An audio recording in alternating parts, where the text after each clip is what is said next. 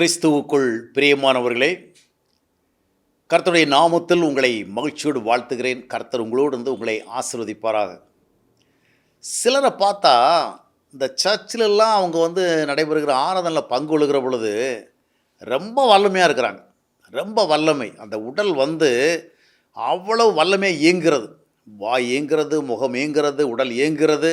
எல்லா விதமான உடல் அசைவுகள் மூலமாகவும் எல்லா விதமான வாயினுடைய சத்தத்தின் மூலமாகவும் தங்களுக்குள் இறங்குகிற வல்லமையை நன்றாகவே உணர்கிறார்கள். சபையில் கூட்டம் நடத்துகிற வேளை, ஆராதனை நடத்துகிற வேளை வல்லமை இறங்குகிறது, அபிஷேகம் இறங்குகிறது, பிரசன்னம் இறங்குகிறது. ஆண்டவர் பரலோகத்திலிருந்து இப்பொழுதுதான் இறங்கி வருகிறார் அப்படிலாம் சொல்லுகிறவங்கள இவர்களுக்குள்ளே அதை அவ்வளவு எக்ஸ்ப்ரெஸ் பண்ணுவாங்க. அவன் பார்க்குறவங்களுக்கே நல்லா தெரியும், இவங்களுக்குள்ளே வல்லமை இறங்கிச்சு, அபிஷேகம் இறங்கிச்சு, ஆவி இறங்கிச்சுது. ஆண்டவர் பரலோகத்திலிருந்து இந்த ஆராதனை வேளையில் தான் இறங்கி இவங்களுக்குள்ளே வந்துட்டார் அப்படி நினைக்கிற மாதிரி நல்லாவே தெரியும்.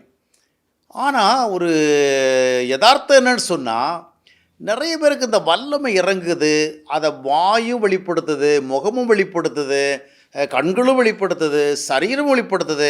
அவங்களால அந்த சரீரத்தை கொஞ்சம் ரொம்ப அசைக்காமல், ரொம்ப வைப்ரேட் பண்ணாமல் இருக்கவே முடியலை. அந்த அளவு அந்த ஃபோர்ஸை ஃபீல் பண்ணுறாங்க. ஆனால் தங்களுடைய இல்லங்களுக்கு வந்த பிறகு, தங்களுடைய வேறு வாழ்க்கை பகுதிகள் செல்லுகிற பொழுது, பணம் பொருள் சம்பந்தமான சூழல்களில் வருகிற பொழுது, சமுதாய உறவுகளுக்கு நடுவில் வருகிற பொழுது, உண்மையாக இருக்க வேண்டிய தேவை வருகிற பொழுது, பொறுமையாக இருக்க வேண்டிய தேவை வருகிற பொழுது, அன்பு காட்ட வேண்டிய தேவை வருகிற பொழுது, இந்த வல்லமை எங்கேயோ காணாமல் போச்சு. இவ்வளவு வல்லமையாக சபையில் ஆராதித்தாங்க, ஜெபிச்சாங்க. பரலோகத்திலிருந்து ஆண்டவர் இறங்கி நேரடியாக அவருடைய இருதயத்துக்குள்ளே வந்ததெல்லாம் ஃபீல் பண்ணாங்க.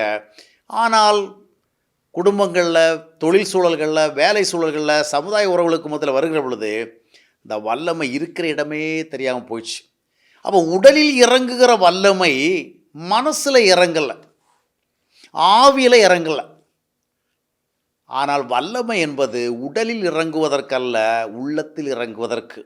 இன்றைக்கி நிறைய பேருடைய ஆவிக்குரிய வல்லமை உடலில் தான் இறங்குறத உணர்கிறாங்க. ஆனால் உடலில் இறங்குகிற வல்லமை என்பது உண்மையான வல்லமை அல்ல.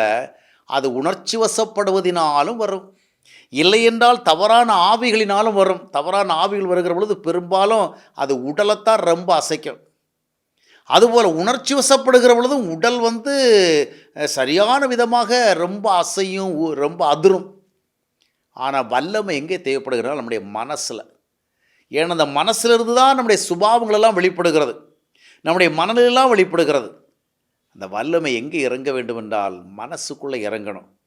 அதனால் உண்மையான ஒரு தேவ உறவை நம்ம வாழ்க்கையில் அடையாளம் கண்டு கொண்டால் அந்த வல்லமை மனசில் செயல்படும். இப்போ நிறைய கிறிஸ்தவர்களுக்கு வல்லமை அவ்வப்பொழுது மேலிருந்து இறங்கி அவங்களுக்குள்ளே இறங்குகிறது.